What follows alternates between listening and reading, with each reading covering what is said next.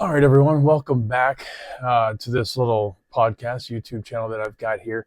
I just wanted to answer a few questions, do another one. This one will be based off military stuff, but I had some people recently ask me some questions. One of them that I got from somebody was, what were some of the craziest things you ever did in the Ranger Regiment? And it got me to thinking.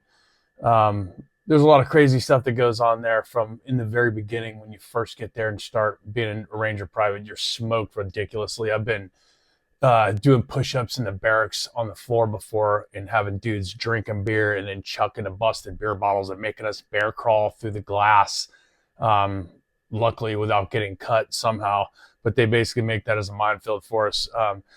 Doing that, getting climbing out. We used to have to climb out our windows as a Ranger private. You want to go see your girlfriend for the weekend, you got to climb out the window because there's dudes always in the hallway looking to see if you're coming out so they can hammer you and smoke the crap out of you. So life in Ranger Battalion, just even in the very beginning, is actually pretty brutal. But some of the other stuff, all that stuff sets us up for success. One of the things that they did that I think was pretty crazy, a lot of people would think, was they would take a shipping container, one of those metal shipping containers. They wanted us as Rangers, new Rangers, to be able to eat a flashbang. So they'd chuck flashbangs in there, and we would have to go in this container with them or these boxes. We'd go in there as a new guy, and they'd chuck them in there, and we'd have to eat them. So we're in the room with all that overpressure coming off of those bangers, and it's probably not the smartest thing to do, but that's what they used to do to us. They used to make us tougher. Because in training, you're going to be chucking bangers into rooms and going right in after them. And you want to be comfortable at receiving the blast of pressure from that banger in a room so that you can come up and still shoot effectively while a banger's going off. So the intent there is to throw it in as a diversionary technique to distract the enemy and make them look wherever this banger is while we come in and can shoot them while they're being distracted. So that's one thing there. I remember when I was in ACO 375, I think I was in first platoon. Yeah, I was still in first platoon at the time. One of my squad leaders at the time, well, actually later became my squad leader. At the time, he was my team leader. One of my first few deployments over to Afghanistan. This guy, I'm not going to say who he is, just in case he doesn't want to know anybody to know, but he takes a grenade. We were out at the range on the East River Range outside of Bagram, and we're getting ready to do some shooting. And I look over, and this guy's like, "Hey, Mike." He's got a grenade.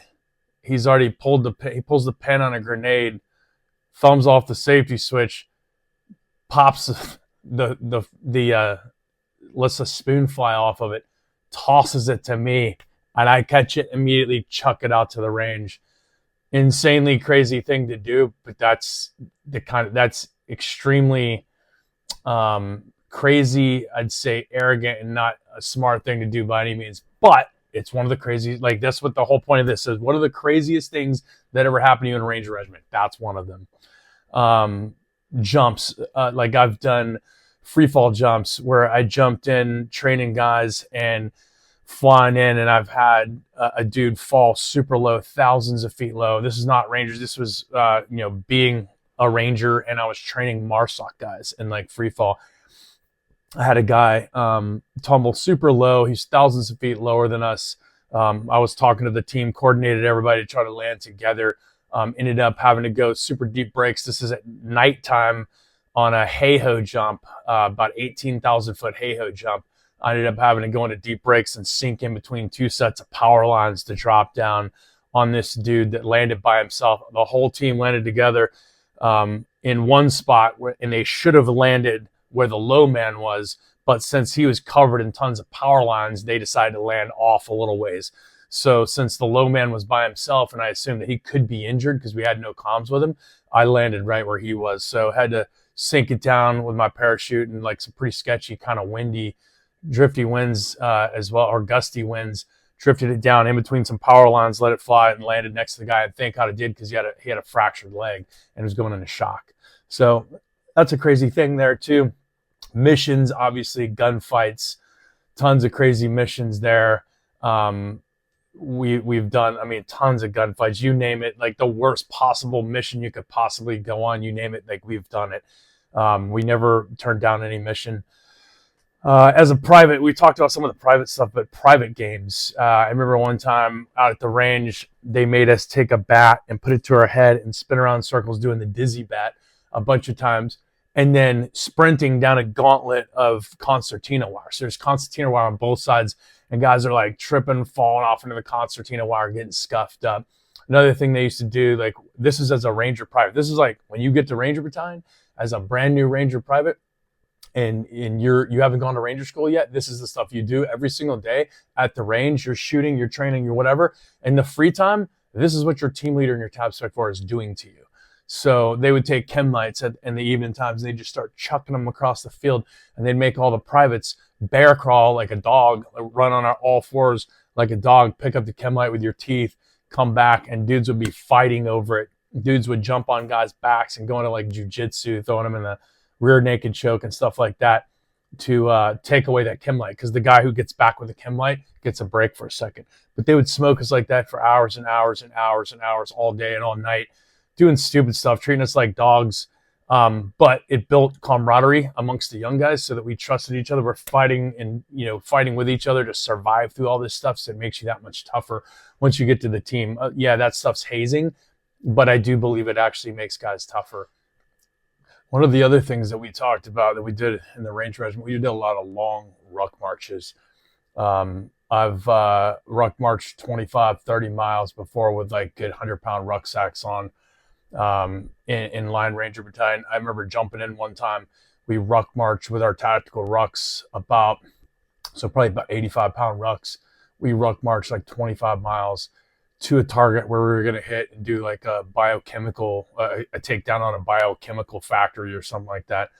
And when we got there, we had to go into like MOP level 4, like gas masks and everything like that, and walk all the way back. So we rucked that long march to get in there, and they had to do like 10 miles in MOP level 4 with an oxygen mask on, with a gas mask on. So that was pretty brutal there too. I'm trying to think of what else.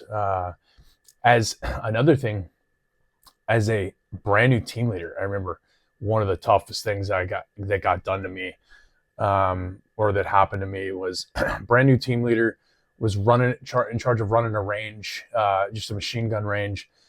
We had been doing a live fire, squad live fires about a week or so before, and it was huge at the time that we did brass and ammo shakedowns, because recently a dude had gotten shot with a live round at a training range.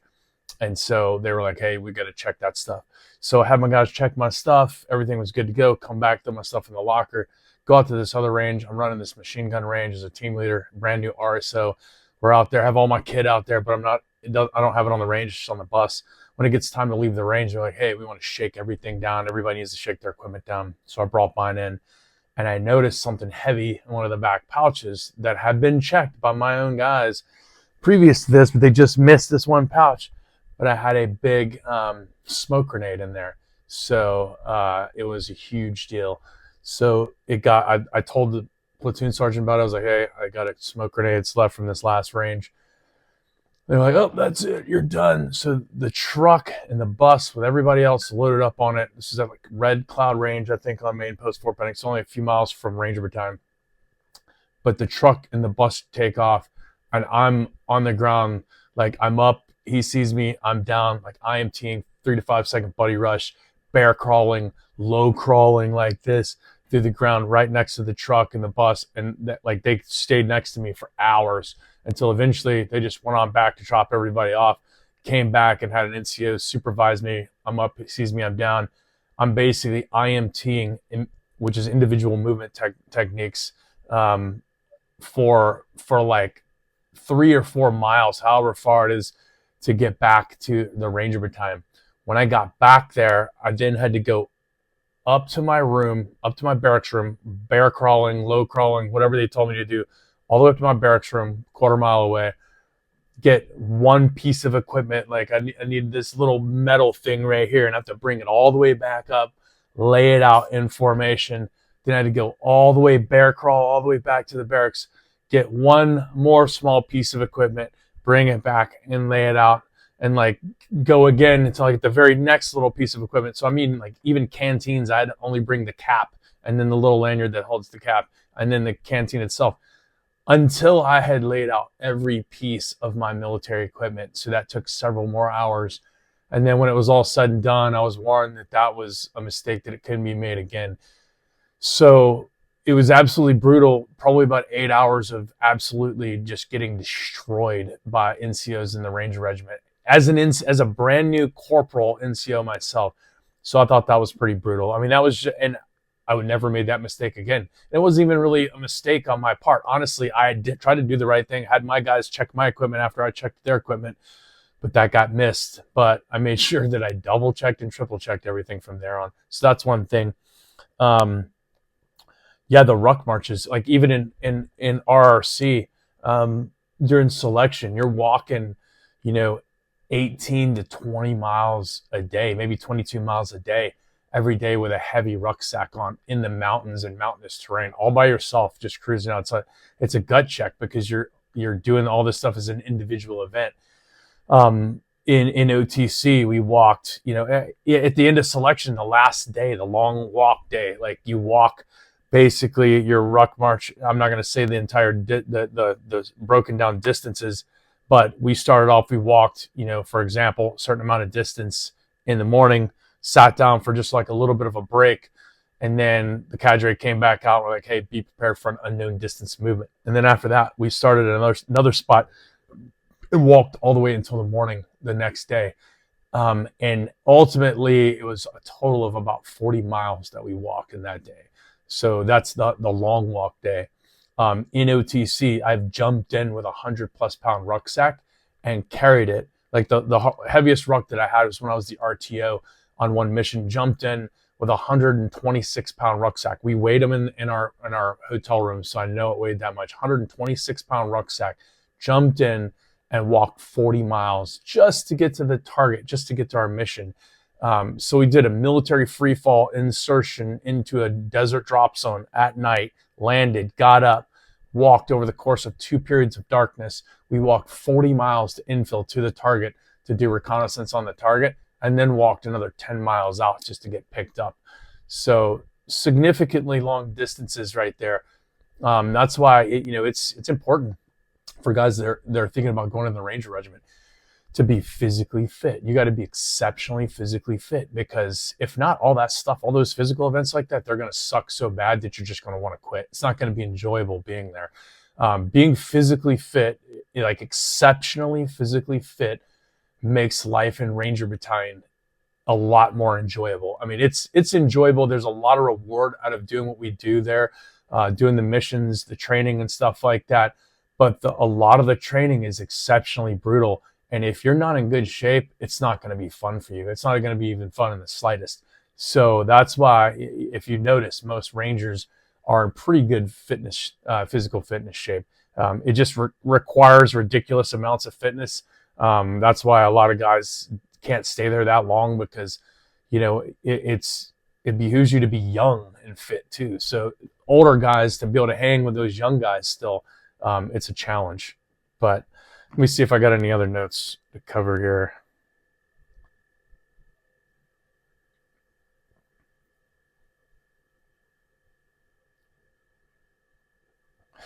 So I had another guy ask me how many sniper courses we go through in RRC. For me personally, I went through the Ranger Assault Sniper course, and that's it. Like, that's the only course that I went through there. Guys will go to like every kind of course you can think of. They'll go through regular Army sniper course, Ranger Assault Sniper course. They'll go to the Marine Corps High Angle Sniper course. They'll go to the Marine Corps Infantry Sniper or the Marine Recon Sniper course. They'll go to Special Forces Sniper, which used to be called SODIC, Special Operations Interdiction course. Guys can go to all that stuff. Me personally, I didn't go to all that into that pipeline. I did the Ranger Assault Sniper course, which is a good course. It's based around the stuff that we do in the Ranger Regiment, more of like raid type sniper coverage, sniper overwatch type stuff. But good stuff with distance shooting as well. But the difference between those courses, so for example, SODIC, a guy asked me, what are the differences in those courses? The Special Operations Target Interdiction course, or now Special Forces Sniper, and Ranger Assault Sniper are similar. Ranger Assault Sniper is probably a little more watered down than the Special Forces Sniper course. because it's not near as long, but it still covers a lot of the same stuff, CQB type coverage, sniper overwatch stuff versus more of a long range sniper type thing. The Marine Corps sniper courses are more of like a long range sniper course type thing, kind of like the regular Army sniper course. So there's a lot of different applications for lots of these different courses. Also, I was asked also, like, what was the first time I ever felt like I was going to die on a mission? And I would say the very first time I ever felt like I might die on a mission was the mission in Tal Afar in Iraq. And I've spoken about it on many of the podcasts, but it's the one where I got in the gunfight. I'm not going to tell the whole story here, but got into the gunfight in a house. Dudes were dropping grenades on us left and right. Dudes were getting wounded all over the place. My PL and platoon sergeant were pinned down. They couldn't even do their jobs because they were pinned down. It's not because they weren't trying. They were trying their best. So that's the mission where I ended up getting the Purple Heart and the Silver Star. And at one point in time, I remember noticing there was guys wounded all over the place. And I was trying to figure out what was going on because our comms were kind of all out of whack.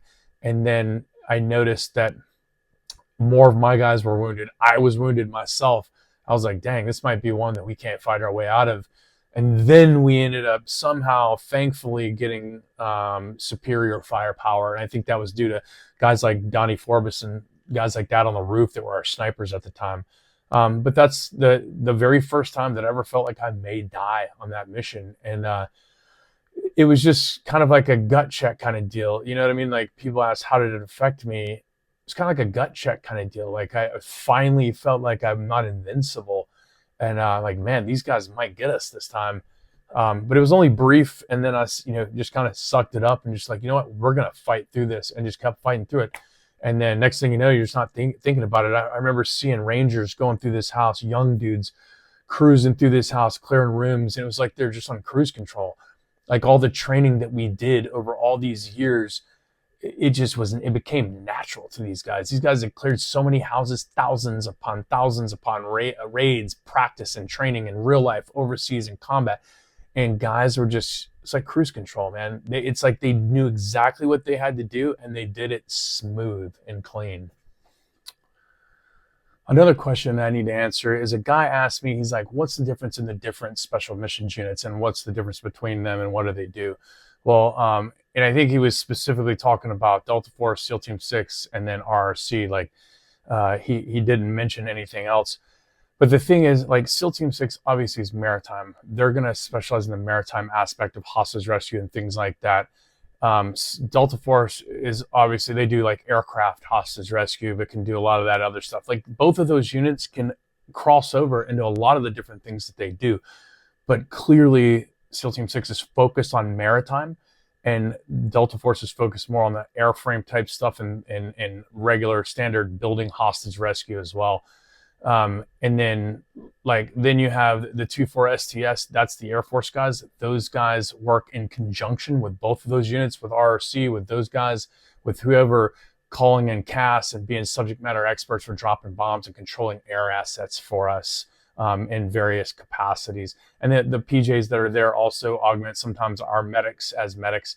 Then within the reconnaissance company with RRC supports the Ranger Regiment and JSOC doing reconnaissance stuff. So that could mean RRC works with SEAL Team 6 Delta Force guys or 2-4 STS guys on different missions doing AFO stuff and clandestine reconnaissance type stuff. A lot of times we work together, intermixed with some of their teams doing that stuff. But there's times where RRC also has platforms and programs that we run that provide intelligence back to those organizations to facilitate their missions as well. Like in Afghanistan, we had the Afghan reconnaissance unit. A lot of the intel that we pulled from those guys facilitated raids that SEAL Team 6 and Delta Force ended up conducting, and Ranger Battalion ended up conducting later on. So that's the difference. I mean, everyone has their own niche, and each one of these organizations has immense funding to train in those different specialties. Whereas like one for RRC, one of the things RRC kind of leads in is the military freefall realm. We have a really good freefall program. We have a lot of highly trained dudes, a lot smaller of an element to put that money into. So decent fun, like really good funding there, and RRC guys tend to get some of the free fall equipment maybe a little bit before to test out before some of the other SMUs in certain cases, and that's just because predominantly we push the limits when it comes to the free fall stuff in developing that theater of training. One more thing I wanted to talk about was I was talking to some Ranger buddies at Ranger Rendezvous just recently. We talked about the Cambrian Patrol. Another really tough thing that we did one time was the Cambrian Patrol. This is a patrol, like a patrolling competition in Wales where the SAS does their selection at in Brecken's Beacons. Super brutal terrain, not near as bad as what selection was in RRC up in the mountains of North Georgia, but still rough terrain. And I think in that competition, we started off with about 80-something pound rucksacks. We walked up and down over these hills, navigating, pushing through that. Mind you, there's teams from all over the world that come in from like certain countries. They'll just devote these guys to train. If they're going to compete in the Cambrian Patrol, they'll devote an entire team. Guys will try out for it and compete for positions on the team, and they'll let that team train for all year long just to compete in the Cambrian Patrol. So we were competing against teams from all over the world who have literally trained all year for this. Whereas like for us in RRC, we came back and we were like, hey, we're getting ready to go support selection. So we're going to go be walking in the mountains running selection for RRC. So we were like, hey, this will be a good train up for it. So we'll go walk the mountains out here in the Cambrian Patrol, and it'll build up our fitness for it. We did a little bit of rucking, to get in shape mainly. We constantly did rucking to stay in shape, but one of the things, we did some of the tasks that we had to learn, some of the British tasks. We studied a little bit of that stuff when we could, because we were going to get graded on that stuff. It's kind of like EIB tasks, like learning how to disassemble and assemble a British bullpup gun, doing a reconnaissance patrol, and like doing your sketch the way that the Brits do it. Like we had to do different things like that, clearing a mine-wired obstacle, treating casualties, calling for fire, doing different tasks like that, vehicle identification, clearing a bunker. But long story short, it was just a physical test. So we were walking, doing these things, being graded on those tasks in between while walking. We'd be walking along, and the Brits be like, some of these guys, you'd see them smoking cigarettes over in the dark, and they'd see us cruising along. A lot of times at night, we had our night vision on, so we're cruising, and the Brits would be like, are you blokes the Rangers? And we're like, yeah, why, what's up? And they're like, you blokes are fast. Because we were hauling butt. I mean, at the time, my body was beat up already, but I was still in ridiculously good shape. I was leading it out as our senior reconnaissance sergeant, so it was my job to navigate and lead the team. And I was on painkillers at the time. I was eating Tramadol and like Percocets, like Tic Tacs, and that stuff when I was on that stuff, I could ruck hard all day long and never stop. So I was eating those like Tic Tacs. Some of the other guys on the teams were eating it like Tic Tacs. Fred Tolman was on our team. He was probably the shortest guy on the team, so he's already got a disadvantage, with the leg length, although he's a stud. But he was sick as a dog. This dude had like the flu or whatever. He sucked it up through this entire thing. He was struggling, but he was able to keep up, and we were going pretty fast. Everybody kept commenting on how fast we were going because we were covering some miles and hitting all these checkpoints faster. Teams were dropping out left and right. After a while, we'd get updates with like vehicles that would pick us up and like take us to a certain point. They would tell us that, yeah, this team fell out. The team from, India fell out. The team from Germany fell out. 3 teams from the US fell out or whatever. We'd be hearing this, and we keep going. We ended up getting to a lake, and we had to swim across this lake, and the water temperature was probably like 40 degrees at the time. It's freezing cold. We had to swim across this lake with full gear, rucksacks and everything. And I think they said it was like 500 meters, but I don't remember it quite being that long. Maybe 150 to 200 meters, but it didn't seem 500 meters. But either way, it was a frigid, freezing cold swim. Came out of that, I remember my rucksack straps felt like they were about to break off because the rucksack was so heavy, saturated with water. And that's with everything waterproofed on the inside, just the ruck itself, after having the weight that was in it, plus that water.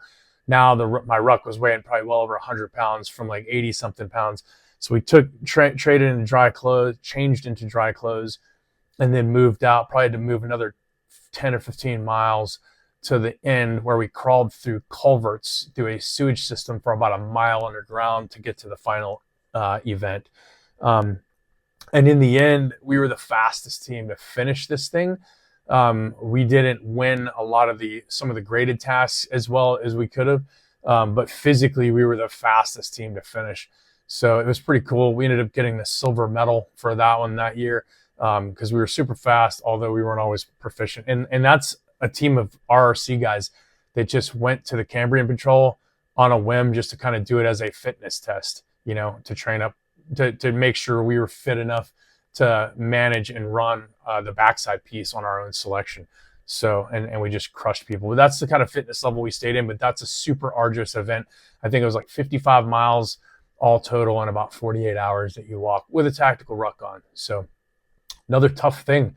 I mean, being in special operations is not easy, but doing events like that will really make you tough. So that's some of the more tough things we did in the Ranger Regiment. I hope you guys enjoy. I hope that answered a lot of questions. Or if you have any other ideas of things you'd like me to talk about, reach out in the chat, put it in the chat. Let me know, hit me up on Instagram or whatever, and I'll put something together to answer questions.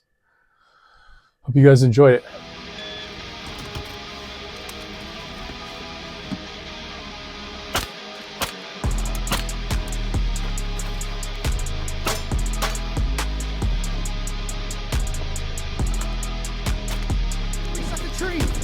Just shoot what's there, just shoot what's there.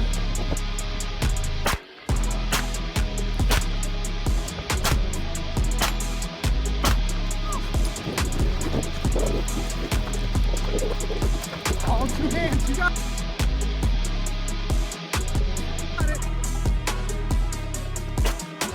Hit!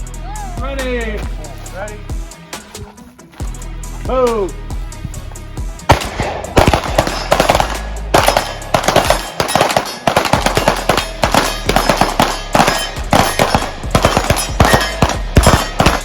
Good with the accuracy.